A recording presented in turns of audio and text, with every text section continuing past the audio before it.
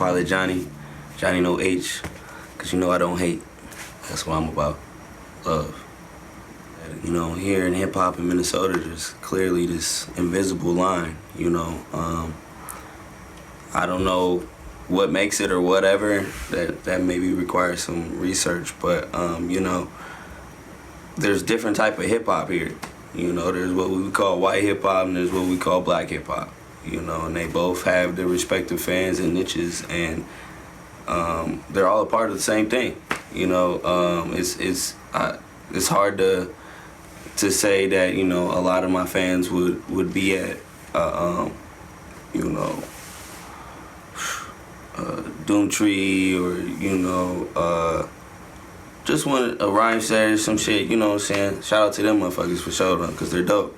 But that's just the divide here, is that, you know, you wouldn't catch them at our shows and we wouldn't really be at their shit. And maybe that's kind of like a problem. That's a divide, you know?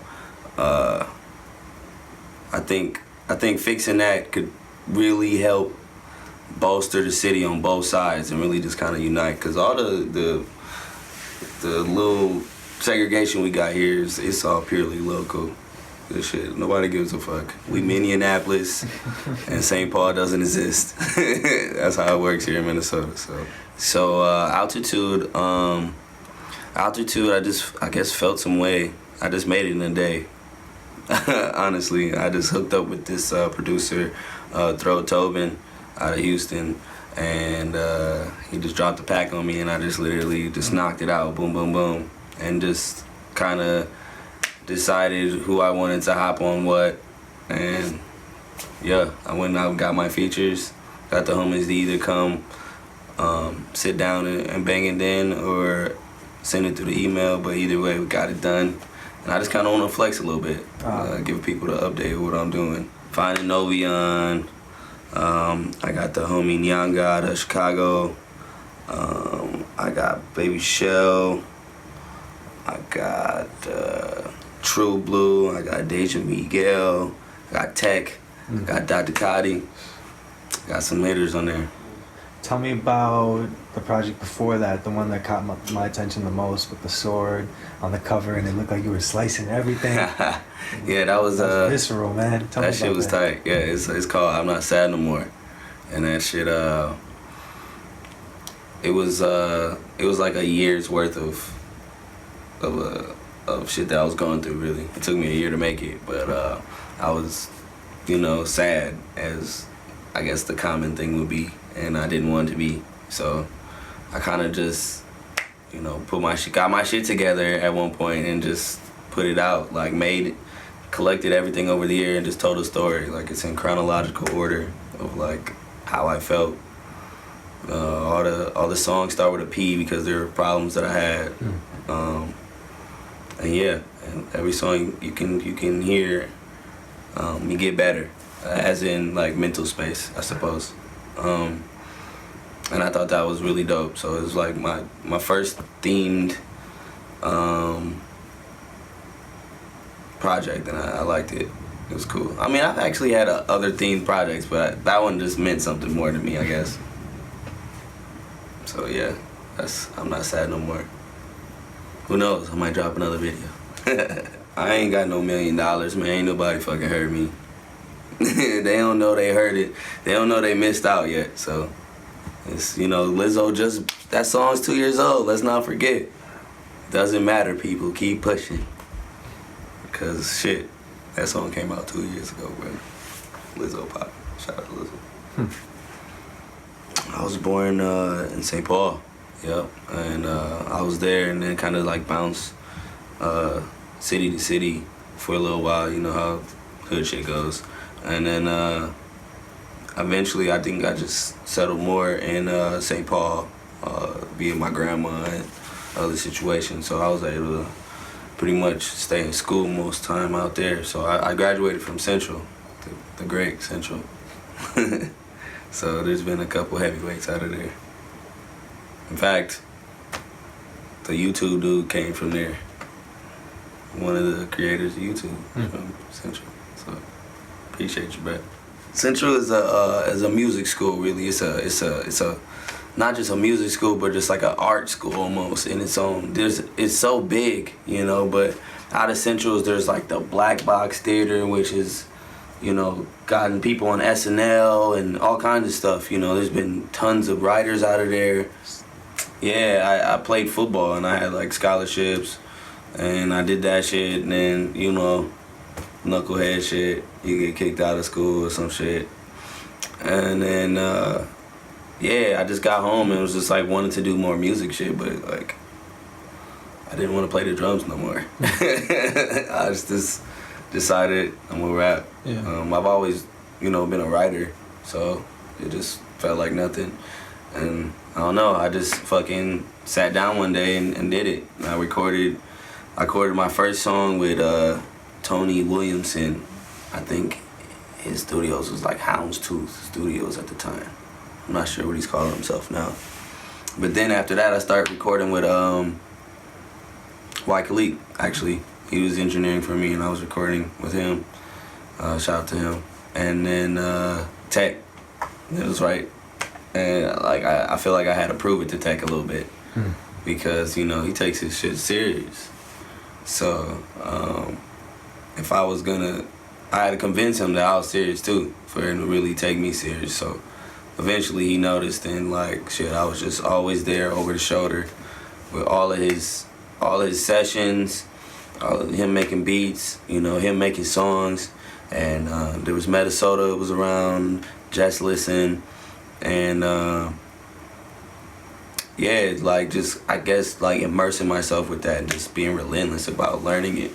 It's just kind of how I was able to like pick it up. And so, you know, because of them, shit, now, you know, I engineer and make my own shit, produce and all that shit. It's all because of them. So I just really took that shit serious and like was adamant about learning and was really like fall in love with the process about, you know, getting good at this and continuing that process and getting better and better.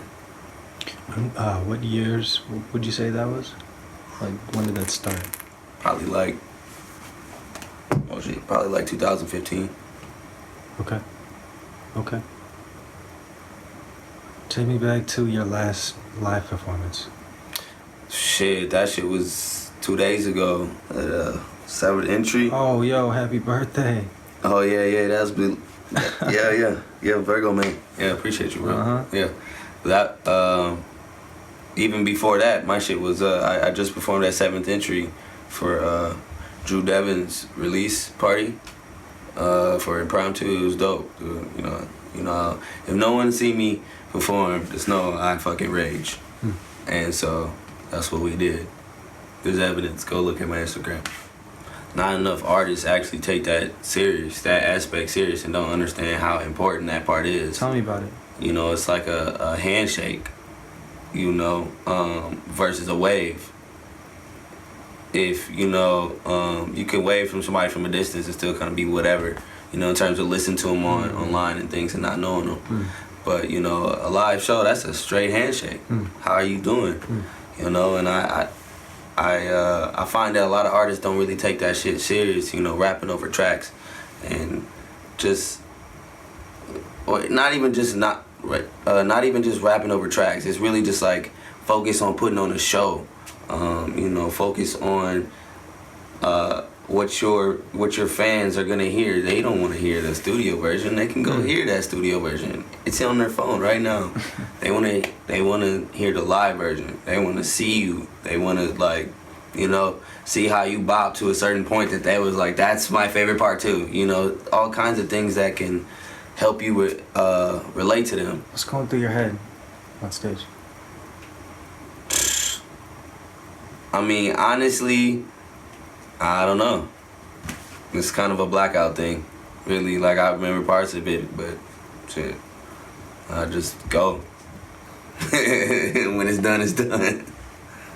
Yeah. So, yeah, but probably don't fuck up. I don't know. Don't fuck up. That's, oh, shit. Okay. Yeah. Okay, and tell me about your writing process. I try all kinds of different ways. Like, sometimes I want to write Sometimes I want to freestyle, and sometimes I want to punch in and out. Sometimes I want to do a combination of all of them. Really, it's just I record myself, so it's just me and a mic. So I don't know. However, I just feel like doing, depending on the beat, really. It's easy. Top 5 MCs? Top 5 MCs. My favorite, Currency, 2 Chainz, Lil Wayne, Andre, and 50 Cent. Tell me what you think about social media. How do you feel about social media, just in general? Social media is like my worst enemy and like my best friend at the same time. It's like that best friend that backstabs you sometimes.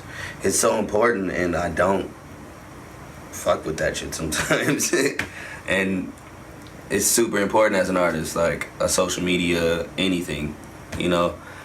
Even if you don't fuck with that, you just have to have it for contact purposes or exposure. It's definitely changing just the speed of things, you know. Everything used to go a little bit more slow, and I feel like it was a little bit more planned out. But the crazy thing is, even though it looks like it's going fast, I feel like this shit really is planned out. The problem is everyone's trying to find the plan, and there is no plan, because every plan works, but every plan doesn't work. You know what I mean? Like, everyone's searching for it, so it sucks. And I don't know, social media just kind of, it's keeping people's heads in their phones. It's keeping people worried about the wrong things. Like, people are fucking mutilating their bodies and doing crazy shit, you know, just to get somebody to say what's up or I like you, you know. But digital like stuff, because in real life, if they seen you walking down the street and you didn't have that social media, they'd probably be like, what the fuck? I don't know. So the fear everyone will think is like, artificial intelligence gets way too smart, and they decide like fucking bad choices that humans can't make because they got compassion and human traits, and it's just gonna make fucking cut the population. It's gonna do some Thanos shit, bro. Watch. It's gonna happen eventually, but I'm gonna be long gone. It's gonna be in some time. Maybe not. It's getting pretty close now, but we still got to, man, I'll elbow a robot. No. I shouted them out a little bit already, but shout out to the gang, shout out to Tech, shout out to Just Listen, shout out to Meta, shout out to Ill Gang, Ill Studios over there kicking ass. Let's go. Shout out to my mama, shout out to my brother, shout out to your mother, shout out to your auntie. Yes, that's my shout outs. Hell yeah. 26 Bats. And there's Taylor Seaberg. I think we said Hippocampus. I know this summer I put on an event called Summer Splash. It was like a free event, and we try to focus on just, you know, having fun, and just like mental health awareness, you know. So I always try to, you know, make sure we're honed in on, you know, where we're from and our future as well, because, you know, that's so important. They can tear down everything you build, you know, if you don't take care of the kids and make sure they're straight. So that's how that works. It seems like people aren't afraid to talk about mental health awareness anymore. Is there anything that you got? Well, that's just because, you know, at this point, everybody's been hit close to home. You know, it's a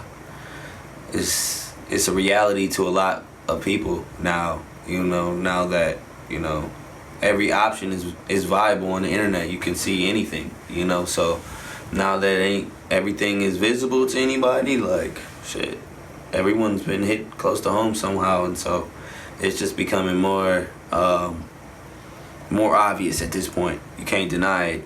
You know, in the black community, it was a big thing. You know, they wouldn't say anything because, you know, who can afford a fucking psychologist and things like that? Who has time for that? You know what I mean? And so that kind of got, you know, pushed to the side a little bit. But now, I think due to some unfortunate events, fortunate events can happen. And like I said, I think everybody's been touched by that somewhere. And so it's good that people are letting people know it's okay to not be okay. You know, that was kind of my premise with going with I'm Not Sad No More. It's just kind of like being vulnerable so other people can, you know that even somebody as cool as I want to be, you know, I'm still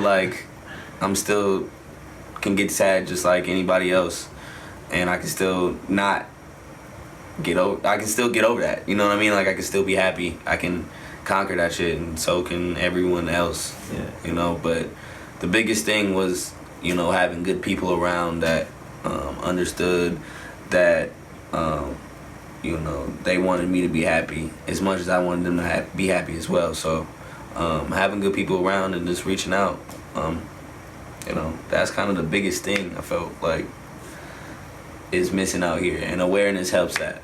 You know, if people are more aware that and they're looking for the signs, or at least they know the signs, you know, that somebody may be hurting, you know, it's easy to catch it now. So that's what, you know, it's a good thing that everyone's talking about it and not scared about it anymore. That's progress. So everyone should be proud of that. So Yeah.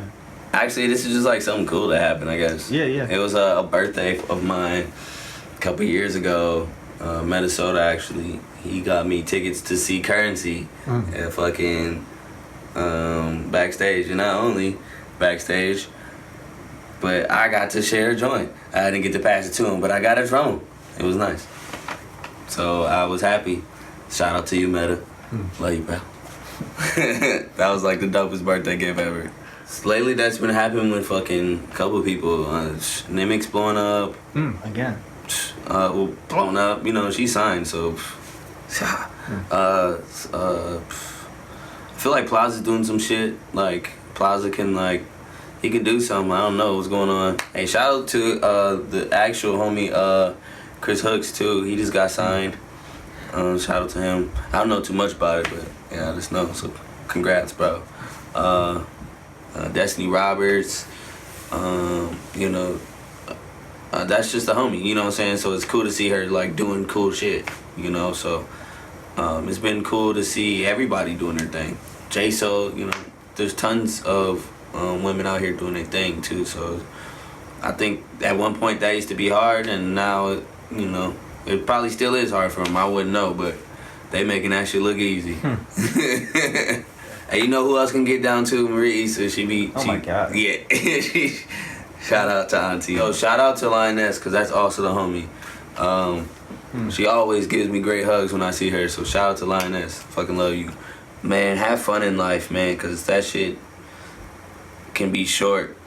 It can be really short. And fun is healing, fun is love, fun is all that shit, you know? So have fun. Fun. Yo, Starin in the City. It's been amazing. Jonny checking out.